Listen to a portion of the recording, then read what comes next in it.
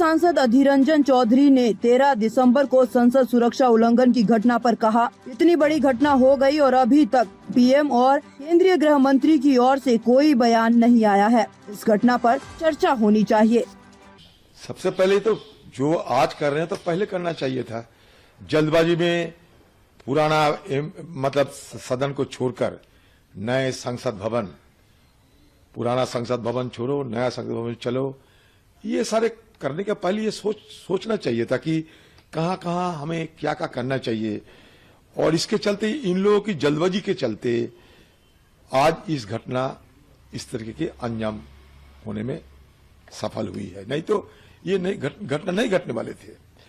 तो कम से कम देखिए, इतने बड़े घटना घटी है ना, आज तक कोई प्राइम मिनिस्टर की कोई बयान आई, ना होम मिनिस्टर की कोई बयान, सब चुप्पी साधे है। मतलब इनसे कोई ताल्लुकात ही नहीं है। लगता है कि देश की प्रधानमंत्री सेंगोल लेके जब पूजा पाठ करते हैं नया सदन के अंदर, तो वो नया सदन की आज ये हालत क्यों हुई? कम से कम दुख या शंका तो जताना चाहिए था ना, एक देश की प्रधानमंत्री होने के नाते और ये सदन की नेता होने के नाते, दोनों की तरफ से भारत हिंदुस्तान के प्रधानमंत्री को शंका प्रकाश करना चाहिए था, दुख जताना चाहिए था, और क्या क्या कदम उठाना जरूरी इस विषय पे उनकी तरफ से कोई बयान आना चाहिए थी। ये बड़ा तजुब लगता है कि प्रधानमंत्री के साथ हिंदुस्तान की और भारतवर्ष की हमारा जो ऑगस्ट हाउस है, पार्लियामेंट, कोई लेना देना ही नहीं है। सरकार की बड़े बड़े मंत्री, उनका कोई लेना देना ही नहीं है, क्योंकि ये Delhi police ministry of home के अंदर होते। इंटेलिजेंस फेल्योर मतलब किसका फेल्योर? कल ये मुद्दा हमने उठाया था ऑल पार्टी मीटिंग में। लोग ये सरकार की कोई मतलब ही नहीं है।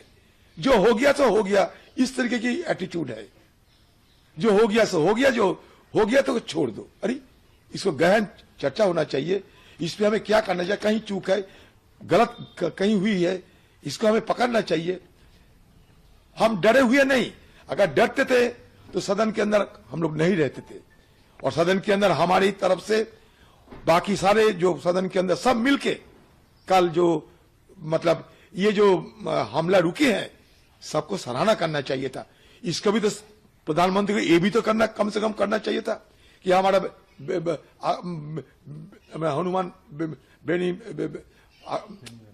बेनीवाल, हमारे हनुमान बेनीवाल जैसे सबसे बड़ा औजिला, अरे बाप रे बाप, वो कैनिस्टर लेकर जिस तरीके से बाहर निकले, अगर वो बम होते तो वो फट जाते तो क्या होते, फिर भी परवाह नहीं की। तो ये सारे लोग और भी लोग हैं, इनको तो सारा सराहना करना चाहिए थे। ये जो कल जो ये लोग बहादुरी दिखाए, जो ताकत और साहस दिखाए, कुछ तो सराहना करना चाहिए था। सीना ठोक के हर जगह बात करते हैं, लेकिन यहां सदन के अंदर जो सीना दिखाने का हमारे एमपी को मदद प्रयास थी, उस विषय को भी जिक्र होना चाहिए। आखिरी सवाल सर, आज बैठक में क्या कुछ आप लोग तय करने वाले? वो तो बैठक में क्या तय होगी, मैं अभी राष्ट्रपति की हो सकता है सारे बैठक में तय होगी सब, क्या होना चाहिए था, नहीं होना चाहिए था। लेकिन एक बात तो आम लोगों में चर्चा होना शुरू हो गए है कि मोदी जितनी बड़ी बड़ी बात करते हैं, देश की सुरक्षा, अरे जो सदन की सुरक्षा ना दे पाते तो देश की सुरक्षा कैसे दे पाएंगे? और रोजाना हम कहते हैं बेरोजगार, आज देखो वो बेरोजगार आज इस हमले के पीछे एक वजह है।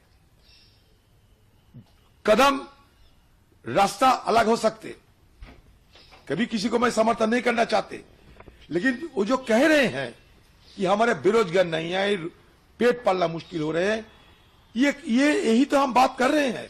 मतलब प्रधानमंत्री जी हमें कह रहे थे सदन शुरू होने के समय, बाहर की गुस्सा अंदर मत लाया करो।